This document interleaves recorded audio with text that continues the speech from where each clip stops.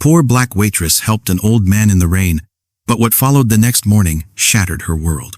Denise Carter walked into work soaked and 5 minutes late, only to be fired in front of a crowd that watched in silence. She had no idea the stranger she saved that night was watching too, and the moment he stepped through that diner door, every cruel word her manager said would come back to haunt him. Before we go any further, we'd love for you to hit that subscribe button. Your support means the world to us, and it helps us bring you even more powerful stories. Now let's begin. The storm was relentless that night, slamming against the windshield like it wanted to push her off the road. Denise Carter gripped the steering wheel of her old white pickup, wipers scraping hard just to keep a glimpse of the street ahead. The diner had closed late, and she was dead tired, her gray uniform still damp from a spilled pot of coffee hours earlier. All she wanted was warmth and silence. Then she saw it. A black luxury sedan parked crooked on the roadside, hazard lights blinking weakly through the downpour. The hood was up, steam rising in thin, desperate curls. As she slowed, her headlights caught the outline of an elderly white man standing beside the car, coat drenched, one hand on the fender for balance. No umbrella, no help, just a soaked suit and a tired face staring into the rain. She hesitated. It was late, the kind of night that taught people to mind their business. But she saw the way his shoulders shook, how his fingers struggled to hold the phone that clearly had no signal out here. Denise sighed, pulled over, and rolled down her window halfway. The smell of wet asphalt and engine oil filled the cab. "You okay out here?" she called, her voice cut through the storm. The man turned, startled, squinting through the rain. "My car's dead. No tow trucks answering. I think I took a wrong turn." Denise reached over, unlocked the passenger door, and leaned toward the window. "You'll freeze out here. Get in before you drown." He hesitated, studying her. A stranger offering help on an empty road. Then he nodded, opened the door, and slid in, dripping water onto the worn seat. The heater barely worked, but she cranked it anyway. The hum filled the silence as they drove off slowly. His voice was quiet but grateful. "You didn't have to stop." Denise shrugged. "Guess I did. Can't leave someone's granddad melting in the rain." That earned the faintest laugh. He introduced himself as Henry Weston, said he'd been driving back from a late meeting outside the city. The storm had caught him halfway, and his car gave up soon after. Denise listened but didn't pry.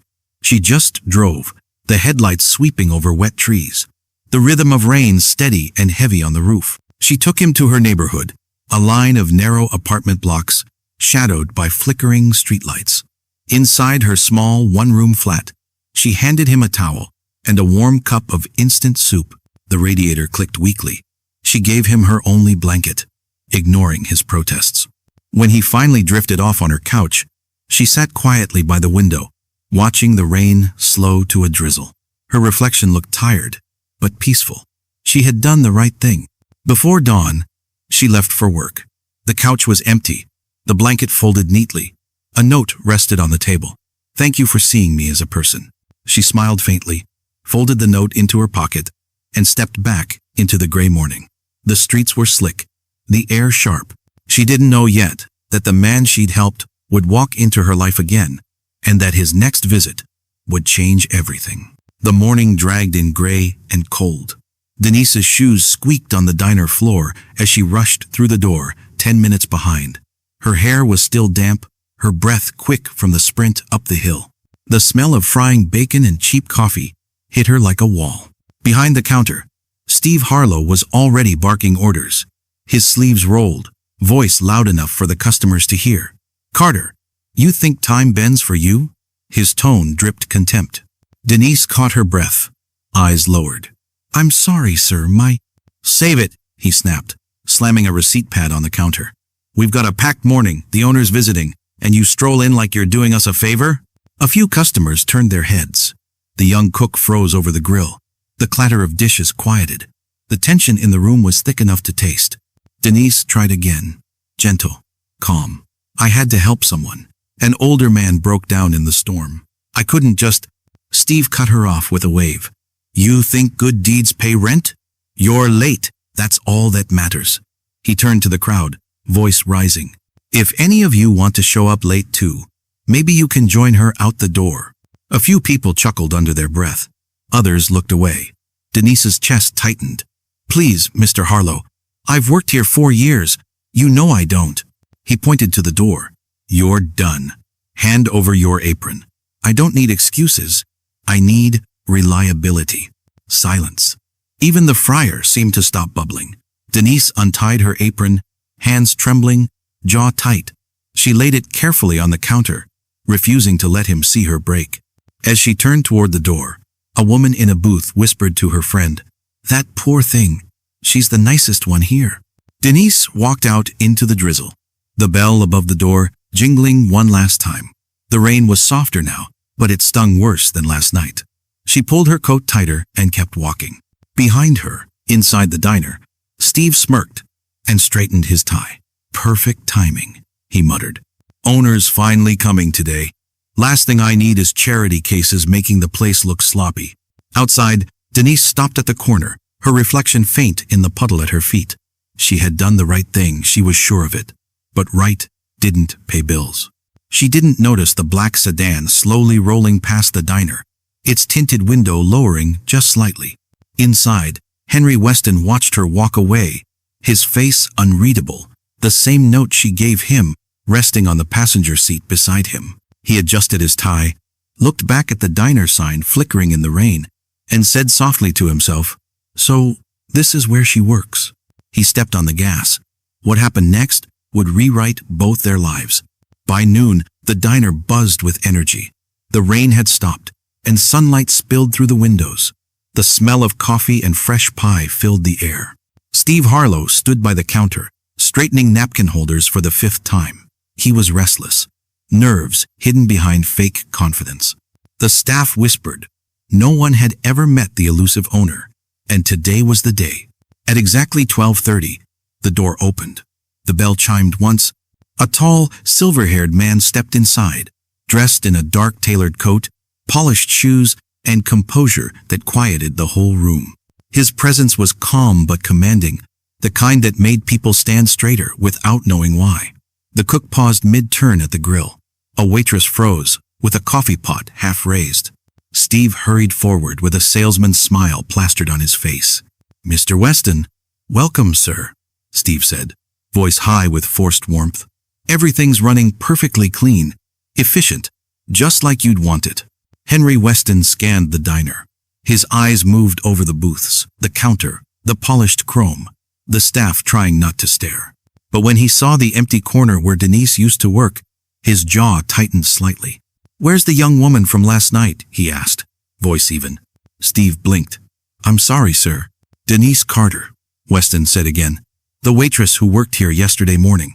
The manager forced a laugh. "Oh, her. I had to let her go, I'm afraid. Always late, poor attitude. Not the kind of image you'd want for your business." Weston's expression didn't change, but the silence that followed cut through the chatter like a blade. He turned toward the cook. "Is that true?" The cook looked at his shoes. "No, sir. Denise was the best we had." Steve's smile faltered. "People like to exaggerate. I run a tight ship here." Weston stepped closer. "You fired her this morning?" "Yes, sir. For cause." Weston nodded slowly. Then he said, "Call her back." Immediately, the color drained from Steve's face. "Sir, that won't be necessary. I said, call her back," Weston repeated. The room went dead quiet. 5 minutes later, the bell above the door chimed again. Denise stepped inside, still in her wrinkled uniform, confusion etched on her face. Every head turned as she walked in, unsure why she'd been summoned. Weston's eyes softened when he saw her. "Miss Carter," he said, voice steady but warm, "you helped me last night when no one else would. You didn't know who I was, and you didn't care. You just saw a person who needed help." Whispers rippled through the diner. The cook dropped his spatula. The waitress gasped. Weston continued, "You showed me what this place should represent. So I'm making it official. Denise Carter is reinstated as co-manager, effective immediately." Steve's jaw fell open. "You can't be serious." "I'm very serious," Weston interrupted. "You wanted to impress me, Mr. Harlow. Congratulations. You just did the wrong way." The staff clapped quietly, relief flooding the room. Denise stood speechless, tears brimming. Weston smiled faintly. You gave me kindness in the rain. I intend to return it with respect. The bell above the door jingled again as customers walked in, unaware they were stepping into a diner that had just changed forever. Weeks later, the diner was alive again. The mornings buzzed with regulars, the coffee flowed steady, and laughter returned to the booths. Under Denise's quiet leadership, things ran smoother than ever. The tips increased, the customers lingered longer, and Weston's visits became less about oversight and more about pride. But not everyone shared that pride. Steve Harlow's smile had gone hollow. He worked the register now. No longer the boss, just another employee answering to the woman he once humiliated. Each time she passed by, polite and unbothered, something darker grew behind his calm expression. He stayed late after hours, pacing the kitchen, muttering. Then came the missing cash. At first, it was small 50 here, 70 there. Denise caught it during a late-night count. She checked twice, then 3 times. No mistakes. She didn't accuse anyone, but the worry settled deep in her gut. When it happened again, she went straight to Weston. I've balanced every register myself, she said. It's deliberate. Someone's trying to make it look like I'm stealing. Weston studied her face. Do you have any guesses? None I can prove, she said. He nodded. Then we'll find proof. That evening, hidden cameras were installed near the counters. Weston brought in a quiet man in plain clothes, a private investigator. No one in the diner knew, except him and Denise. Days passed. Denise worked as usual, smiling through the unease. Steve kept to himself, but his eyes lingered too long on the drawer she used. Then, one Tuesday night, while the rain returned outside, the camera caught it. Steve waited until Denise left early to handle a delivery. He opened her register, pulled out a stack of bills, then replaced her count slip with one of his own. He even smiled, whispering, "Let's see you talk your way out of this." The next morning, Weston called a full staff meeting. Everyone gathered around the counter, confused. The investigator placed a small laptop on the table and hit play. The footage rolled. The silence was brutal. Steve's hand, the money, the smirk, everything. He went pale. "That's edited," he shouted. "She's setting me up." Denise didn't move. Weston's voice cut through the noise, calm but cold. "You framed the one person who saved me. You tried to ruin her reputation in my business. I built this place on trust, and you made it rot." 2 officers stepped in quietly. The handcuffs clicked before Steve could say another word. He shouted curses as they led him out, but no one looked up. The rest of the day, the diner stayed oddly quiet. Denise worked her shift as usual, polite but distant. When Weston approached later that night, he said softly, "You handled it with grace. Most people would have screamed." She smiled faintly. "I learned something that night, in the rain.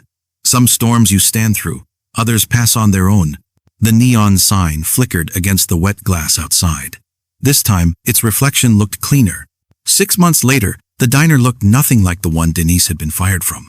The windows gleamed. The new sign above the door read "Rainy Day Diner," and every seat was filled. People came not just for the food, but for the story, the one about a waitress who helped a stranger and changed both their lives. Inside, the air was warm, filled with laughter and the smell of fresh coffee.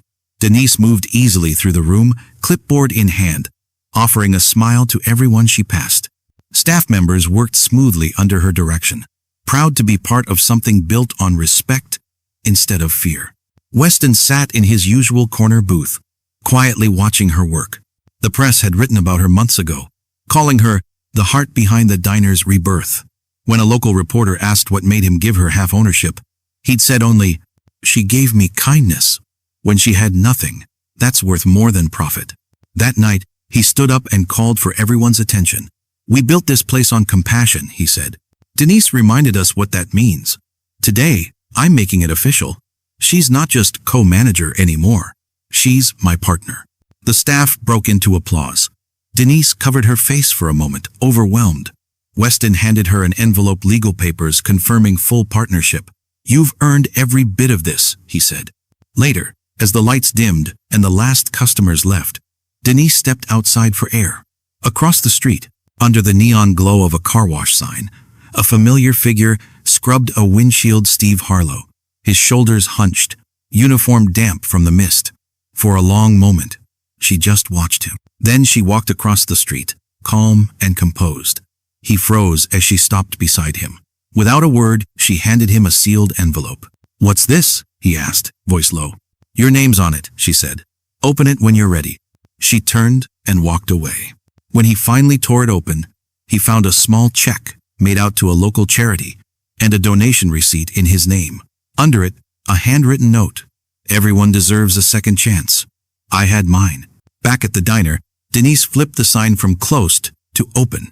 The morning light crept through the glass, reflecting off the polished counter.